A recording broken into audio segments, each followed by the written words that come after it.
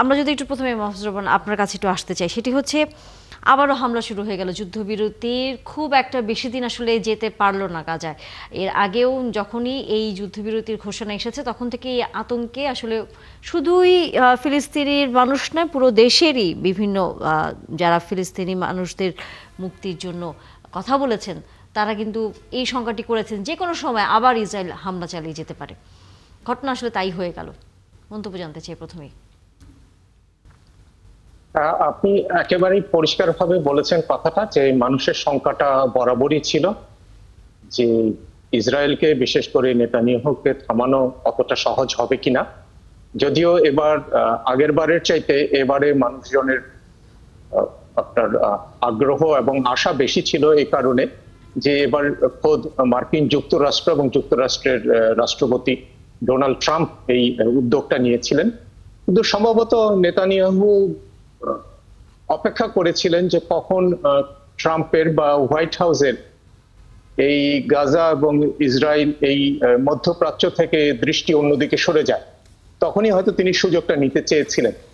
এখানে আমি মনে করব যে অপরপক্ষ যারা আছে হামাস, তাদেরকেও যথেষ্ট সতর্ক হওয়া উচিত ছিল, এই কারণে যে তাদের এটাও না বোঝার কোনো কারণ নাই যে ইসরায়েল যে কোনো অজুহাতে এই চুক্তি থেকে বা সমঝোতা থেকে বের হয়ে আসতে পারে। এর আগেও আপনার জানুয়ারিতেও যখন যুদ্ধবিরতি হয়েছিল, তারপরেও সেখান থেকে ইসরায়েল কিন্তু বের হয়ে এসেছিল। এইবারও সেরকম একটা সম্ভাবনা শুরু থেকেই ছিল। আপনি যেটা বললেন যে সবাই শঙ্কা করছিল, তো সেই শঙ্কাকে আসলে সুযোগ দেওয়ার উচিত হয়নি। কারণ আমার ধারণা যে হামাসেরও এমন কিছু কিছু আচরণ ছিল যেটা ইসরায়েলকে এই সুযোগগুলো এনে দিয়েছে।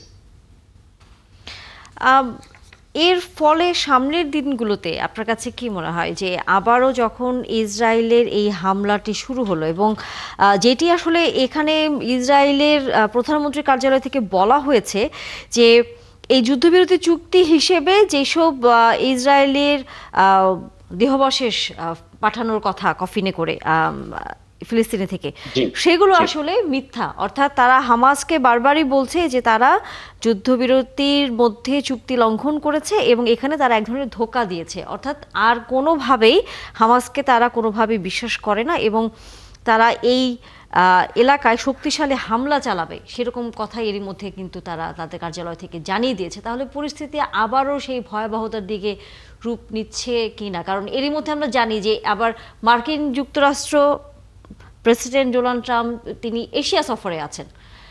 এদিকেও আসলে এক ধরনের আমরা দেখেছি যে দুই দেশের কম্বোডিয়ার সাথে তারা শান্তি চুক্তি করেছে। জি, করেছে। আই মিন ডোনাল্ড ট্রাম্প তো এইবার ক্ষমতায় আসার পর থেকেই যে সমস্ত জায়গায় আপনার এরকম আন্তর্জাতিক দ্বন্দ্ব রয়ে গেছে বা দ্বিপাক্ষিক দ্বন্দ্ব রয়ে গেছে, সমস্ত জায়গায় সে চেষ্টা করেছে তার নাক গলাতে এবং এক ধরনের শান্তি প্রচেষ্টা সে উদ্যোগও নিয়েছে। যে কারণে অনেকে মনে করছিল, বিশেষ করে হোয়াইট হাউস নিজেও এরকম মন্তব্য করেছে যে ডোনাল্ড ট্রাম্পের শান্তি পুরস্কার, নোবেল শান্তি পুরস্কার পাওয়া উচিত ছিল। কিন্তু আমরা যদি মনে হয় যুদ্ধটা হতো না। আপনার কাছে কি মনে হয়?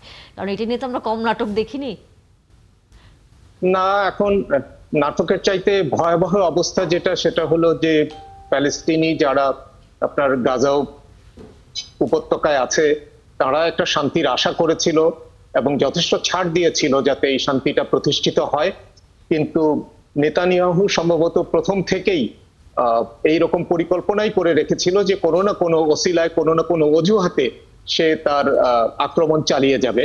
তো সেখানে সেজন্য আমি বারবার বলছি যে এখানে হামাসেরও আচার আচরণের দিক থেকে উচিত ছিল কোনো রকম অজুহাত যেন দেখাতে না পারে এবং কোন রকম সুযোগ যাতে না পায় সেই ব্যাপারে সচেতন হওয়া বা অতিরিক্ত সচেতন হওয়া।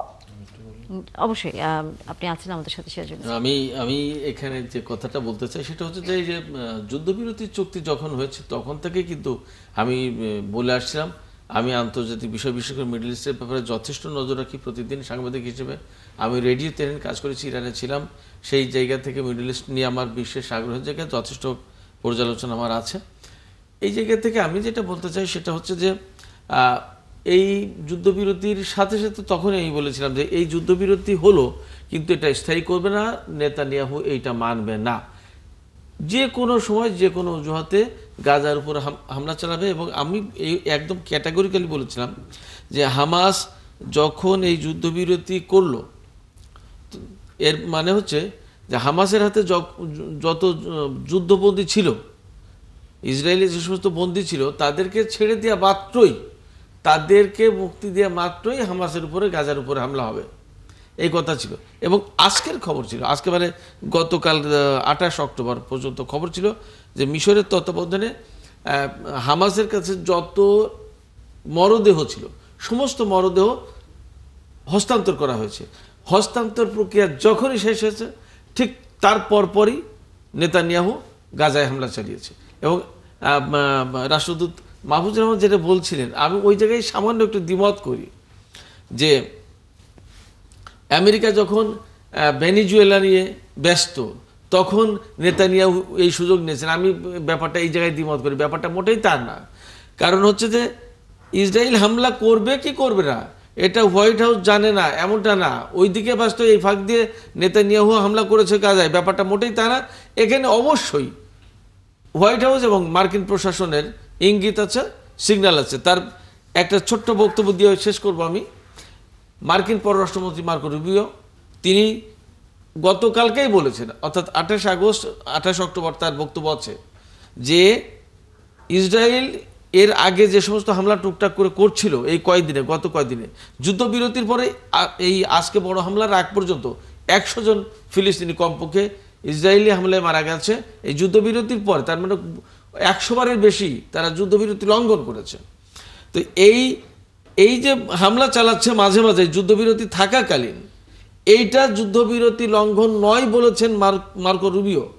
মার্কো রুবিও যখন বলেন যে ইসরায়েলি হামলা যেটা গাজায় হচ্ছে মাঝে মাঝে, এটা যুদ্ধবিরতি না, যুদ্ধবিরতি লঙ্ঘন না, তার মানে কি?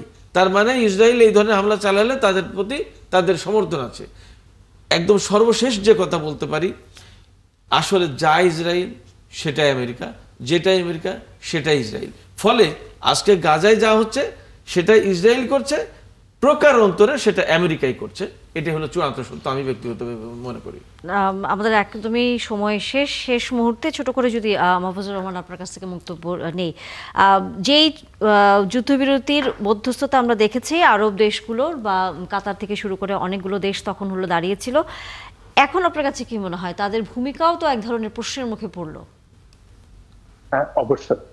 মার্কিন যুক্তরাষ্ট্র থেকে শুরু করে মধ্যপ্রাচ্যের যে সমস্ত দেশ, কাতার, মিশর, তুরস্ক, যারা এই যুদ্ধ বন্ধে আপনার উদ্যোগ নিয়েছিল, তাদের প্রত্যেকের উদ্যোগই এখন চ্যালেঞ্জের মুখে পড়লো, এটা তো সত্য। এবং ডোনাল্ড ট্রাম্প তার পেস হারাবে, সেটাও সত্য। কিন্তু একেবারে ঢালাওভাবে বলা যায় না। আমরা আমাদের অভিজ্ঞতাতে দেখেছি যে এবং যুক্তরাষ্ট্র এবং ইসরায়েলের মধ্যে যে সম্পর্ক, এটা অত্যন্ত পোক্ত, অত্যন্ত দৃঢ়। এবং ইসরায়েলের বহু আপনার অন্যায় আচরণ যুক্তরাষ্ট্রের কারণেই কেবলমাত্র আন্তর্জাতিক বিশ্বকে সহ্য করে যেতে হয়েছে। এগুলো সবই সত্য। কিন্তু আমি যে কথাটা বলতে চাচ্ছিলাম সেটা হলো যে এটা একটা অসম লড়াই। একদিকে ফিলিস্তিনি অথবা হামাস এবং অন্যদিকে ইসরায়েল এবং তার পেছনে যুক্তরাষ্ট্রের যেহেতু মদদ আছে, এইটা একটা অসম লড়াই। এই ধরনের লড়াইয়ের ক্ষেত্রে আপনাকে কৌশলী হতে হয় যখন আপনি দুর্বল থাকেন। সুতরাং হামাসের, কারণ এর মধ্যে আপনার 60,000-এর উপরে প্রাণ গেছে, প্রাণ যাওয়াটা তো কোনো সমাধান না। হ্যাঁ, হামাস যদি এই যুদ্ধ চালিয়ে যেত এবং এই ধরনের একটা যুদ্ধ বিরতিতে বা যুদ্ধ বন্ধে আপনার স্বাক্ষর না করতো বা সম্মত না হতো, তাহলে তাদের আরো জীবন যেত। এখন জীবন চলে যাওয়াটা, প্রাণ চলে যাওয়াটা তো কোনো সমাধান না। প্রাণ বাঁচানোর জন্য আপনার সময় সময় এরকম চুক্তি করতে হয় এবং মেনে নিতে হয়। তো সেই রকম একটা যুদ্ধবিরতির প্রাণ সুযোগ বাঁচানো নিয়েছিল। সম্ভব হবে কিনা আর সেই প্রশ্ন আসলে থেকেই যাচ্ছে। ধন্যবাদ মাহফুজুর রহমান, যুক্ত হয়েছেন, সময় একেবারেই কম। ধন্যবাদ সিরাজুল ইসলাম, আপনিও আছেন। নিশ্চয়ই আবারও আগামীতে কথা হবে নানা বিষয় নিয়ে।